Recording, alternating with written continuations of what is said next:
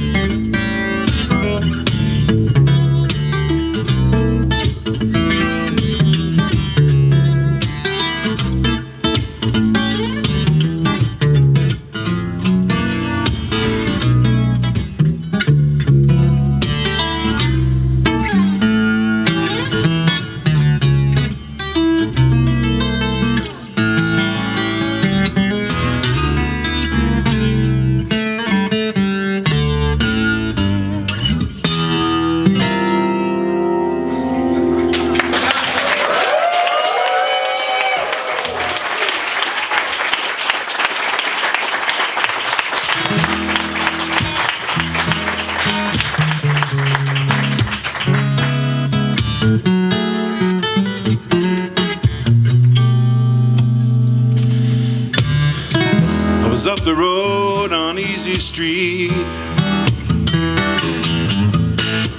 watching everybody stand around and cheat. Man comes up and says, move along back to the corner where you belong. But Mama just wants to borrow a house all night long. That can be your part.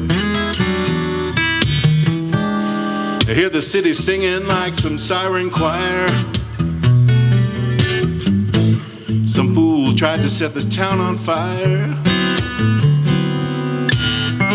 TV preacher screams, come on along. I feel like Fay Ray, face to face with King Kong. But Mama just wants to borrow a house all night long. Barrel house is a dance, it's nothing dirty. Mama just wants to borrow a house all night long.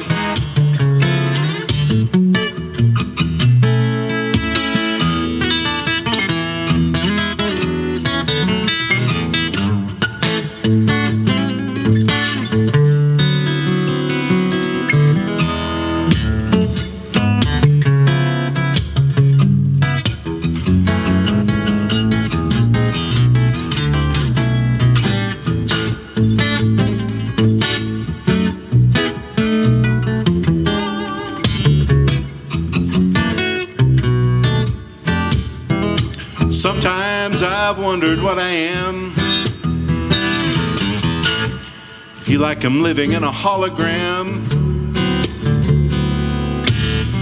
Doesn't seem to matter what's right or wrong. Everybody's grabbing and coming on strong. But Mama just wants to borrow a house all night long. You sing like Irishmen. Mama just wants to borrow a house all night long. One more time. Mama just wants to all night long.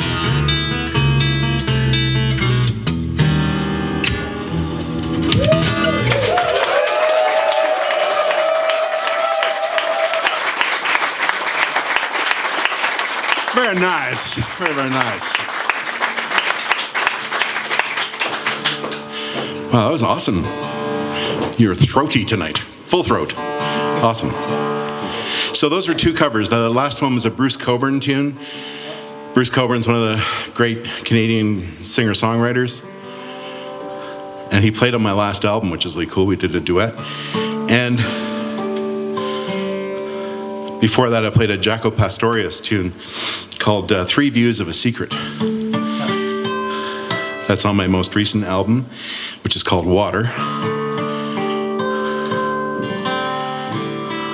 Now here's an oldie moldy goldie for you.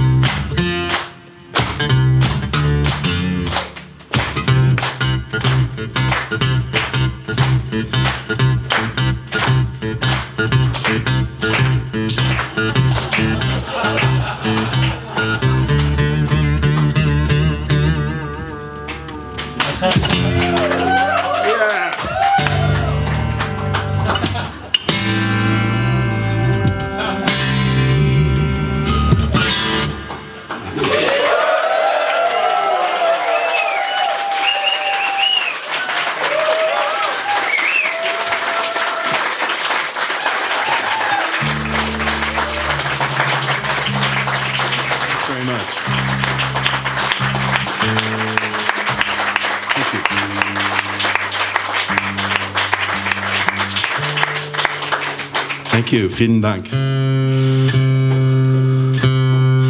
So that was called Dracula and Friends Part 1. Of course it was. Wrote that tune a long time ago. And then I was telling one of my classes today that when I first recorded the tune, I had just written it and I was so excited. So I have my own studio, so I just ran in front of the microphones and recorded it and thought, yeah, and it was on the CD. And then 6 months later, I thought, oh, it's too fast. And then I did a live album, and it was even faster. And then Antoine Dufour did this amazing cover of it, and he put it on YouTube, and he slowed it down to this really swampy, dirty, nasty, funkadelic thing. And I went, that's how the tune's supposed to go. So that's the Don Ross cover of the Antoine version of Don Ross's tune.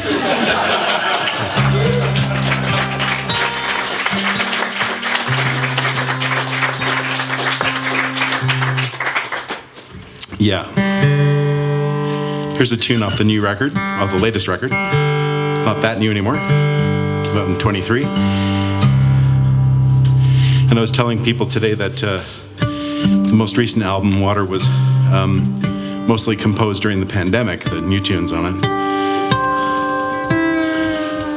And at the time, I was living in a house that was immediately next to the Atlantic Ocean in Nova Scotia, where I live.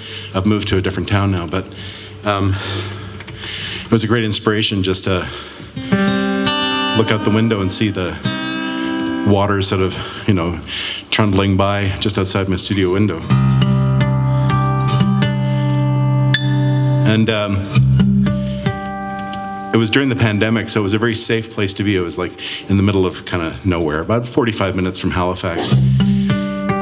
So close enough if you absolutely had to get to the city, you could. But it was a really safe place to be during the pandemic. And I lived in this little place called Seabright. It's just about this big. And have some really nice memories of, I had a little skiff, a little rowboat, and I would go out rowing out into the bay, like basically open ocean. Kind of crazy, but I'd go out with my dog, he'd navigate, and I'd be out there.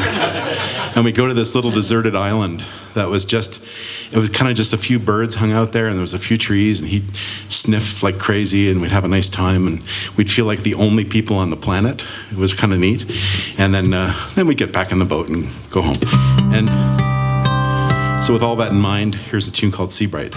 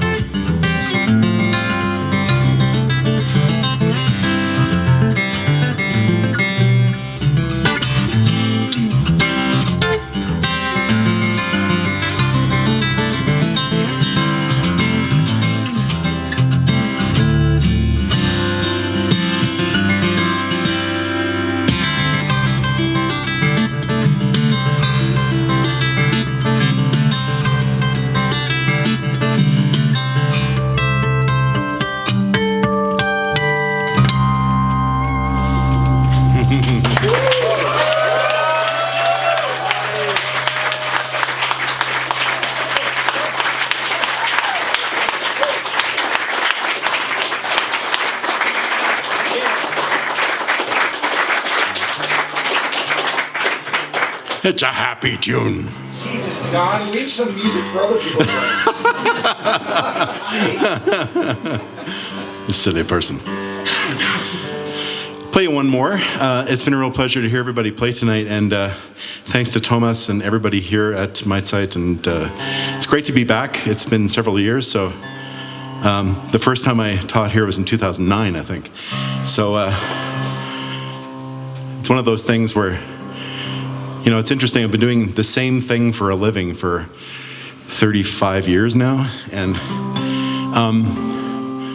in my mind, I'm the same guy. Basically, nothing much has changed, you know, on the inside, and so it kind of feels like time stands still most of the time when I get up on stage, and it could be 1992, or it could be 1988, or it could be 2001, or whatever. And to think that that was 16 years ago blows my mind, but it seems impossible. But anyway, it's one of these eternal places. So thanks for having me back, Thomas. And thanks for being such a fine group of folks. figured I better play this tune. So Randy's videoing this, I better tell the story. So I first got to meet Michael Hedges. What happened was he did one of these shows, like Windham Hill Records was doing these shows, an evening with Windham Hill kind of thing, because the label was already gaining a lot of traction sort of as a brand. I discovered the label one day in 1985. I just happened to, I had a summer job that year. And I happened to go into like a suburban record store, like the most unlikely place. And I just thought, I got a few bucks in my pocket, I'll buy a record. And I walked in, and over in the corner was this display of what I thought were ECM recordings. So of course ECM, very famous German label, with these very minimalist, artsy album covers. So I thought, I got an ECM thing going on. I walked over and went, no, those aren't ECM artists. I don't recognize any of them. And so then they had all these albums and cassettes piled up, and I saw solo piano, solo guitar. Who's Alex DeGrassi? Never heard of him. Liz Story, Michael Hedge, I don't know. It kept going, and then I realized, okay, I thought I'll buy one of these samplers that they have. So I bought a sampler cassette, and I threw it in my Walkman, and I took the bus home from my summer job, and the first tune on the cassette was Aerial Boundaries. And I heard it, and I thought, okay, that's like 20 people playing at once. Okay, I think there's a couple of African drummers. There's about 3 guitar players. There's a bass player, and then the more I listened to it, I thought, no, that's 2 guitarists. Okay, I got it now. It's 2 guitar. No, it's 1 guitar. I think that's possible to play on 1 guitar, but it seems absolutely ridiculous. This person is from another planet. So I had the cassette for a little while, and I went home to my parents' place, and I said, listen to this, because they really liked what I did on the guitar. I said, I think that's 1 person playing. And they went, no, impossible. So I took the cassette, and I very religiously played a few notes, and then I figured out, doing this, then the ostinato pattern, figuring out, and I eventually learned the whole tune. It took a weekend, but I figured out the tune. And then I thought, okay. Now, I'm sorry, I thought that was a long time. I thought you'd go, really? It took you that long? Anyway, so I thought, okay, well, that's a really cool tune. So I'll go out and buy another Michael Hedges record. So I bought, I guess it was the Aerial Boundaries album. And I learned Rickover's Dream off the album. And of course, I never play these tunes live because he did them so well. What's the point? It's like covering the Beatles. Why? So anyway, point being that a few years later, in 1986, there was an evening with Windham Hill concert in Toronto where I was living at the time. And it was at Roy Thompson Hall, which is the big symphony room, So I thought, wow, they're really going for it, these guys. And so I saw, wow, Michael Hedges is going to be there. Crazy, that's amazing. So I went to the show, and I had made a little cassette album. My late wife, Kelly, I met her through music. She and I made this thing where it was an album-length demo, this cassette. And I did everything I ever did on it. I played piano, I played fretless bass, I played banjo, I played guitar, I played everything. And Kelly and I sang some duets, and I played fretless bass, and I played synthesizers, and I was trying to get work in Toronto as a session musician. So I thought this is a way to do it. So I was dropping this thing off to everyone. So I went to Michael's show, and so Michael was the first act on, and then there was a band called Shadowfax playing. And I thought, no, they're okay. But Michael was mind-boggling, and he played his harp guitar, and it was really, really cool. Anyway, so I gave a cassette to the front of house sound guy. I said, would you mind giving this to Michael? And he said, yeah, I'll make sure he gets it. And I thought, yeah, right, sure you will. But whatever. Yeah. And then 6 months went by. Okay, well, he never got it. And then I get this phone call out of the blue. And, hi, you don't know me. My name's Martin Posen. Are you a friend of Michael Hedges? And I said, no, I wish I was, but I'm not. And he says, well, I am. He says, Michael and I went to music camp together in Michigan when we were both 17. And he called me up, and he said that you and I should meet. And I said, is this because of the cassette I gave his son? He said, yeah. He really liked it. And he said, you and I should get together and play some music. sure, come on over. So he came over, we had some tea and we played some music. It was very nice. And then a few months later, Michael came back for a solo show, and he played at the Bathurst Street Theatre in Toronto. It was like a 500-seat room, and he filled it. And I thought, wow, he's well known already. And then, so Martin said, well, let's go backstage and I'll introduce you. And I went, great. So there was about 20 people ahead of us in the line, all getting, their foreheads signed or whatever. And then, but Michael was talking to these people, and he kept looking over at me and Martin. And then finally, he just said, excuse me a sec, to the person and he walks over to me. He goes, are you Don? And I said, yes. And he goes, you wrote that tune. I said, yeah, the first ride. He says, that's a fucking great tune. Oh my God.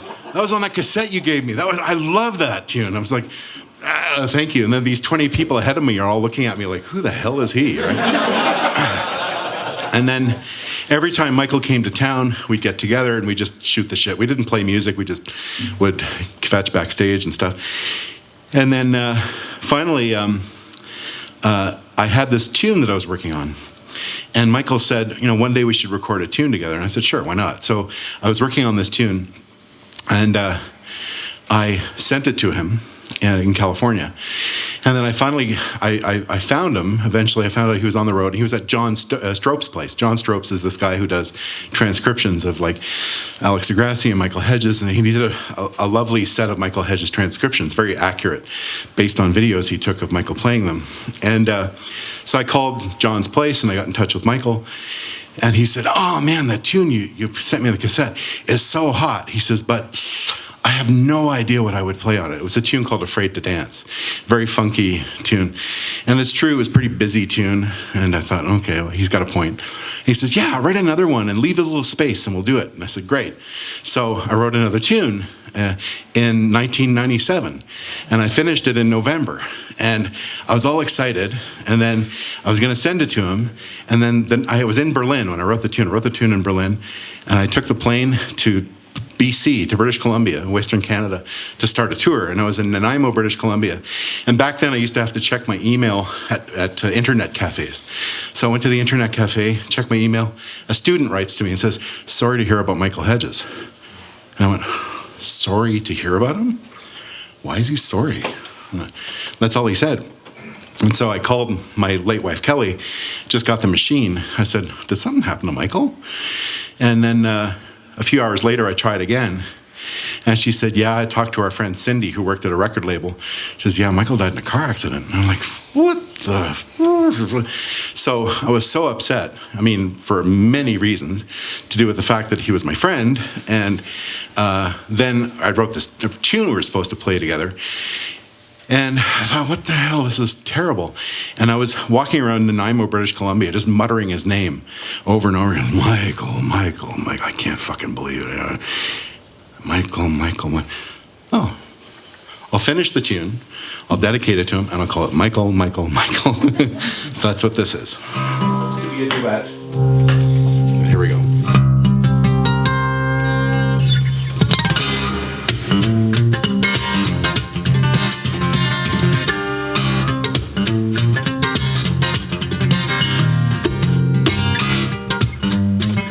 Go like that.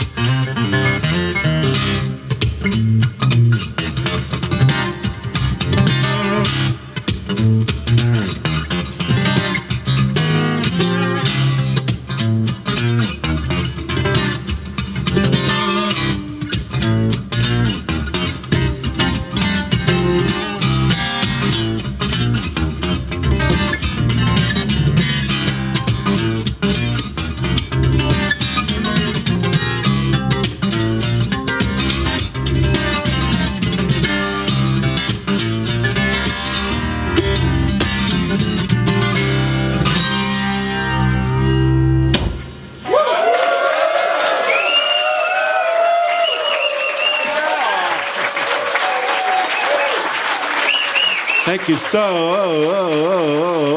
much. Yeah.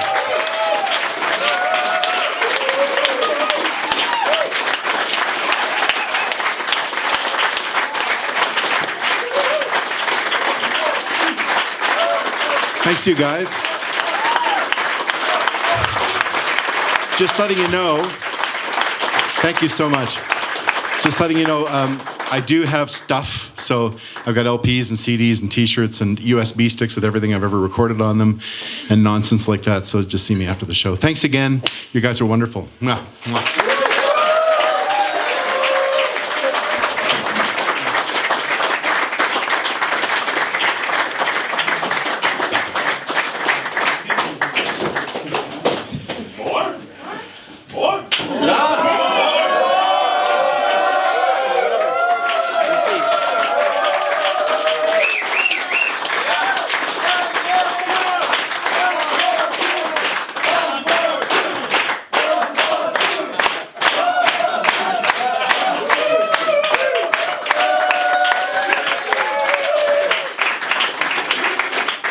You crazy people.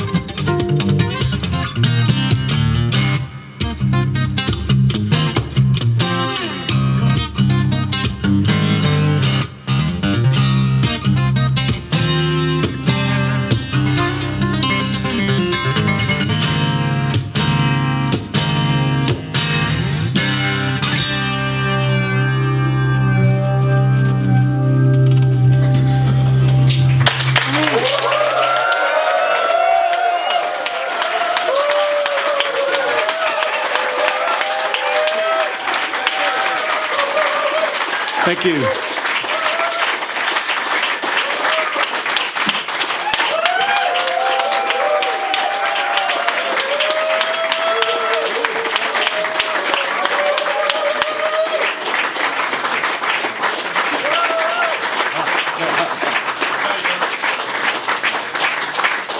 I don't know, I think this kid's got a future in the music business. What about you? Something there. So, that's about it for the oh wait, no. Not quite wait, yet. Wait, no? Is there's more? Oh, but wait, there's more. What could there be?